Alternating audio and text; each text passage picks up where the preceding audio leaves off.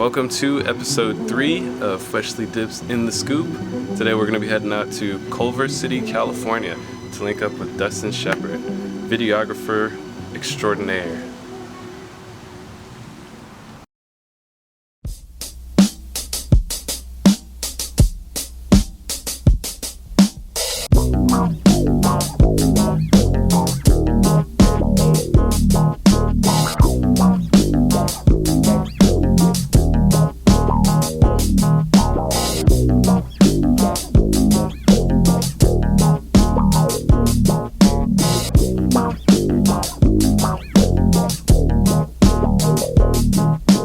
Nobody move, there's blood on the floor, and I can't find my heart. Where did it go? Did I leave it in the cold? So please give it back, 'cause it's not yours to take. It must have fell when I lost my mind. Deep in the cup, drowning in pain. Somebody help, 'cause I can't find my way. Nobody move, nobody move.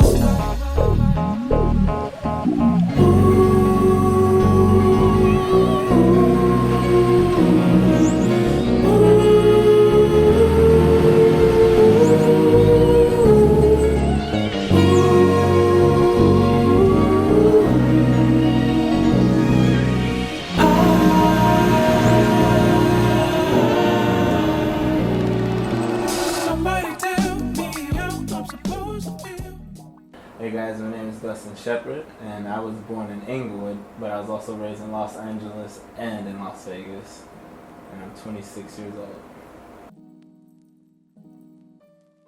What I do as a videographer is, basically, I take things that you see all the time, and I just make it look even more beautiful than it actually does. But that's my actual goal. My overall goal is to make it really fucking beautiful. I don't do a lot of special effects. I didn't go to school for it. So what I focus on mostly is to make everything flow really good, as smooth and buttery as possible. Like, I look at my own footage as if someone else shot it, and I ask myself, is this shitty or is that dope? What I think if someone else shot it, would it look clean? So basically that's what I try to do. Take shit that people see all the time and make it look really pretty.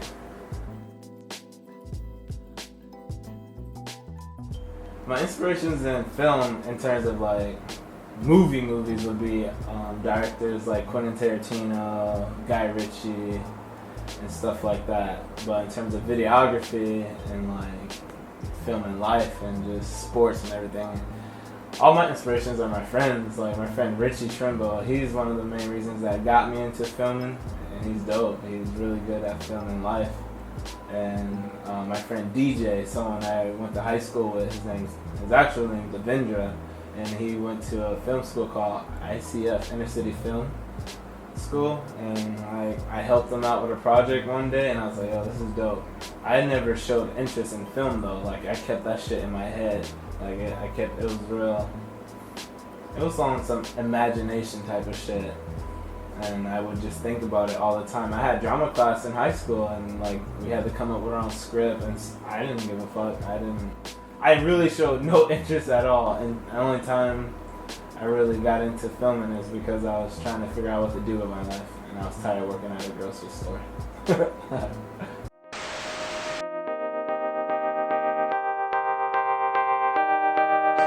Yeah, something goes right, yeah, something goes right, yeah, something goes right.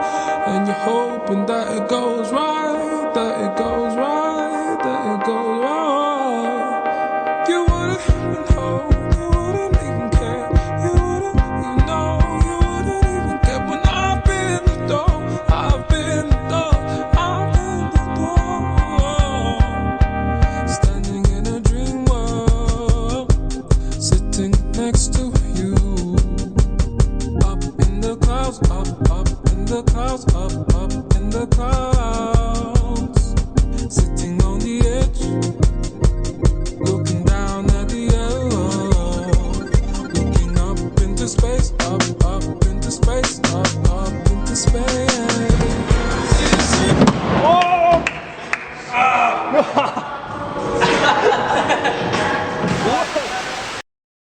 aside from filming, what do you love to do? Yeah, we could tie in all the shit we just Yeah. Besides filming, I'm a big time gamer. I was actually in the games before I got into filming, and I was also my first passion was rollerblading. Believe it or not, it's that one sport that has a negative stigma attached to it. Everyone calls it the gay sport to do, but I don't give a shit. I love it. I fucking play dancing games, as you can see. I got a full machine in my house. I'm a big PC gamer. I play a lot of Counter-Strike and all kind of other games on my computer. Basically, I wouldn't be where I'm at today in terms of filming if it wasn't for Trader Joe's. Everyone I know who has got me work and stuff like that is because of Trader Joe's. I tell people all I did was talk to every customer that came to my register and ask them what they did for a living. I was like, yo, what do you do? You know what I do? I'm scanning your groceries all day. What do you do? And a lot of them were producers, photographers, filmmakers, and I was like, yo, maybe I should save it for a camera because I'm always daydreaming about this shit. And so all the people I talked to, you know, they started taking me serious, especially when I finally saved up money to get the camera. Even though my coworkers were like, yo, you're stupid for spending $2,400. First camera was a 7D. Tell one of the photographers I met at Trader Joe's, like, yo, I got this camera. Can I come to your studio and do some shoots? And that's all I was doing. Like, I did a lot of fashion stuff. Made a lot of mistakes. I did a behind the scenes video for Snoop Dogg's wife before, and I deleted all the footage. And so that was interesting. That sucked. But definitely, all thanks to Trader Joe's has helped me get to where I'm at now. You know, filmmakers gotta eat. Shout out to Trader Joe's. Shout out to Trader Joe's. The type of projects I take vary. Like, I like to put them in categories. I have like the ultimate category, which I want, are the actual big budget shit where I know I'm gonna get paid, where I know I don't have to, you know, be afraid to say a number. Then I have my passion projects where I'm filming someone who's actually dope and no one knows about them, and I think they're dope, and I don't care whether or not they have money or not, so I'm gonna use my talent to expose their talent for free because they're talented. So I have those projects, and then I have those projects where I'm just like, yo, I need some fucking money. I'll do that shit. You know, I'll get the money. I'll still make it dope, but, you know, I want to get to the point where I don't have to take those gigs anymore because I know what I'm worth. And I kind of had an idea that's funny. I was like, it'd be cool to make a skit on, like, if we film people trying to buy things at stores or restaurants the way they try to purchase services from artists. You know, a lot of times they're just like, yo, I don't want to pay you this time. I just want to see what you can do. The next time we'll pay you. You know, no one goes to a restaurant and be like, you know, I just want to try the food tonight. This full meal. See if it's good. The next time I'm gonna pay. It doesn't work that way. So like, people always try to lowball you or say, yo, I went to film school. I can do this shit too. I mean, do it then. You know, I've invested my money in all this shit, and you want to pay me $200? Like, why is it okay for me to save $20,000 for something I love, and you don't want to save at least $500 to pay me for my time, for my craft? So, like, yeah, you have all these projects, but, you know, you got your Nike job that you want, you got the homie job that you're gonna, okay, I'll do it. Then you got your passion projects. So that's basically it, you know. Construction pays well.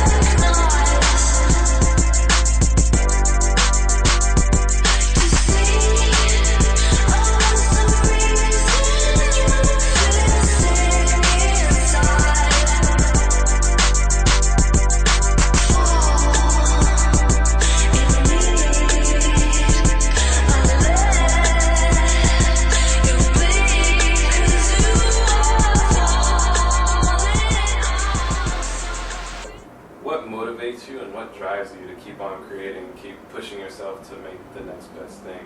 My whole thing is I just want to leave behind something that everyone will remember me by. Some people might say that I've already done that.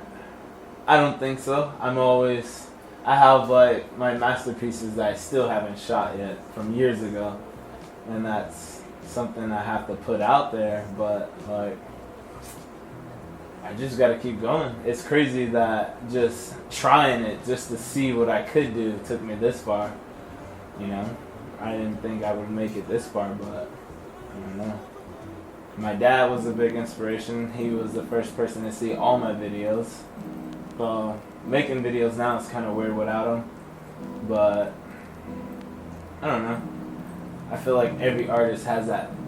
I don't think it ever stops, honestly. Like, if you really love this shit, like, I don't know. I don't think I've done my masterpiece. There's only a few videos of mine that I'm like, yo, that shit's hot. Like, that's dope. I have my, yeah, I can see why people like it, but it's not my masterpiece. Like, I still haven't got a staff pick. I still haven't, a Vimeo staff pick. That's my main inspiration. That, like, on Vimeo, if you go to my Vimeo page, I don't even fucking use that shit no more, but it says my ultimate goal is to get a Vimeo staff pick. I still haven't got that shit. That's how I know. To me, that just says I ain't shit. Not yet. There's people that think I'm dope, but I personally know I'm not shit. I got a lot to learn. I want that Vimeo staff pick. That's what keeps me going. One day I'll get that shit. So, what would you say you represent? If people were to view me and see me on the street, I feel like the way I carry myself, I am definitely a prime example of being free-spirited. Like, I really don't care about what people think about me. I walk around barefoot a lot of times. Like, I feel like I'm the highest form of being a free spirit. Very close to looking homeless, but you can tell I'm happy as shit. I've gone through so much. I've had my own issues, but like, I'm just a really happy person. And if you see me upset, you know it's some real shit because I'm rarely upset. Besides when I play Counter-Strike. That was a beautiful answer. So true. Yeah, beautiful. Definitely appreciate that. So, FweshlyDipped is about putting yourself out there in a positive way. What advice would you give to the next person trying to do their thing and accomplish their dream? The advice I would give to a person that wants to go after their dream, regardless of what it is to do it. Literally, just do it. Kind of like Shia LaBeouf. Oftentimes we find ourselves talking about the things we want to do all the fucking time, and we never do it. We talk about it all the time, but we never do it. But surprisingly enough, once you do it, shit starts to happen. Even if it doesn't take off right away, like you're actually doing, you should be excited that you're trying it, because there's a lot of people that ain't doing it. There's people that have dope ass ideas all the time, they don't do it, but someone else does it, and they see that person rise to the top, and they're like, fuck, I had that idea years ago, but you didn't do it. Just do that shit. Like, life is mad short, I know this. My dad recently died, and you can lose everything that quick. Like, you should live every day to your fullest. Don't plan on doing shit next week entirely. Like, people ask me all the time, yo, you want to shoot some shit next week? I'm like, I don't know. I don't know if I'm going to be here. Like, I really don't. So maybe instead of trying to plan shit super far away, make that shit happen as soon as possible. Yeah. My name's El Dente, Dubstep Shepard, the Good Shepherd, aka Dustin Shepard, and I'm Freshly Dipped.